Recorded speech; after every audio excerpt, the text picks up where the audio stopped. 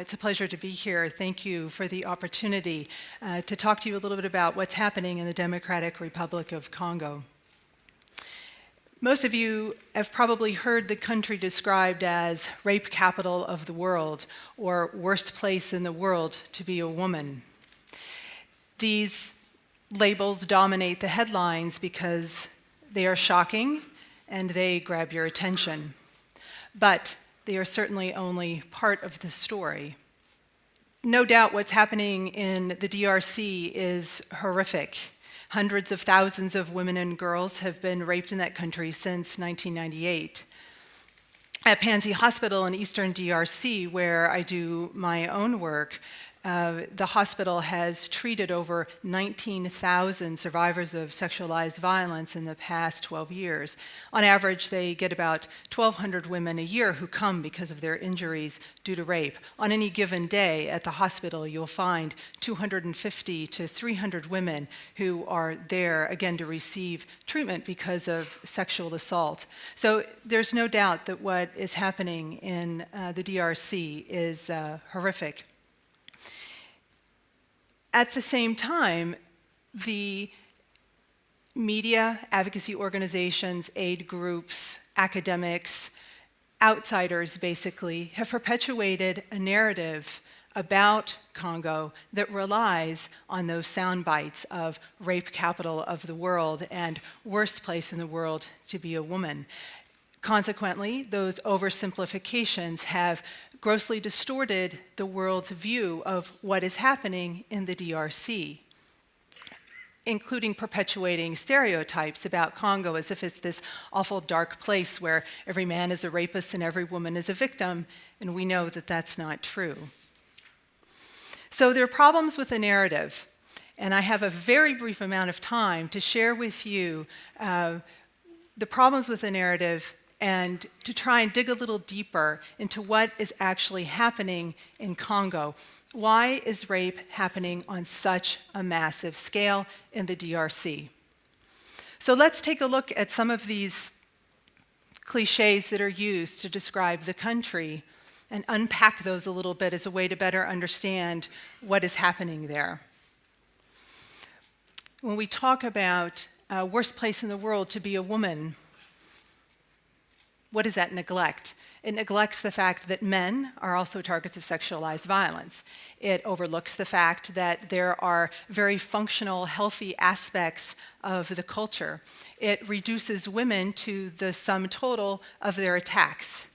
So it's very reductionist in that way, and honestly not helpful, other than to try and perhaps motivate action or to compel people to donate or to fund projects. What we need to understand is that sexualized violence in the DRC is a symptom. It is a symptom of failed political, economic, and social structures. The outcome of an oversimplified narrative is the ineffective approach to treating sexualized violence because we're not getting at the root causes. The narrative focuses on the horror. We don't have the conversation about the root causes of sexual violence in the DRC. People want to fund major projects that are aimed at the victims, and that money is needed. There is no doubt about it, and there is not enough funding for certain. But the issue is that it becomes privileged now over other issues, over other problems. When we talk about or use language descriptors such as rape is a weapon of war, that is another soundbite that also is used, I would say, carelessly and quite often, again, when trying to understand what's happening in the country. Once again, we are now overlooking many of the complexities of what's happening there. Congo is actually in a post-conflict situation. So to say rape is a weapon of war is an inaccuracy. It also implies that there is this military strategy from the top down that overlooks, again, many of the problems in what's happening in Congo. we need to take a better look at the perpetrators to better understand group dynamics, small and large. There are data to support the idea that perhaps rape is used as a way to show loyalty to the unit or for a commander to try and build some sort of camaraderie among his men. So we know that this notion of rape as a weapon of war is overlooking many other aspects of what's actually happening in that country.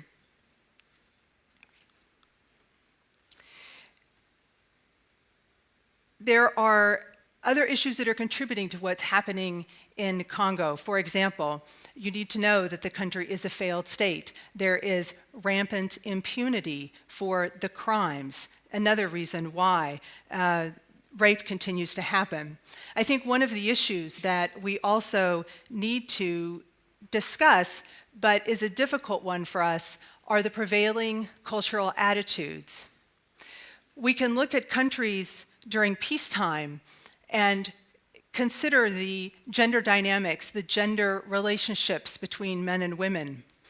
That's often a very good indicator of what will happen during times of conflict. In fact, it's generally an exacerbation of the inequality that already exists. And this is not just characteristic of Congo. This is worldwide when we talk about patriarchy and what is happening to women. Look at the United States, my home country, and the reports that just came out this last week about the astonishing level of sexual assault, attempted and actual, that is occurring in the US military. So these values that surround the position of men and women in our societies are then exacerbated and played out in ways that are unconscionable during conflict. Congo being an example. But there are additional layers. So not only do we have cultural attitudes that keep women in positions of subordination, but now you have to add layers of poverty and trauma. I think trauma is something that is unfortunately too often neglected in this discussion about what is happening in Eastern DRC. You have people that have experienced violence, men and women, in any number of ways in their lives. And this trauma now is an added layer to what is happening in that country.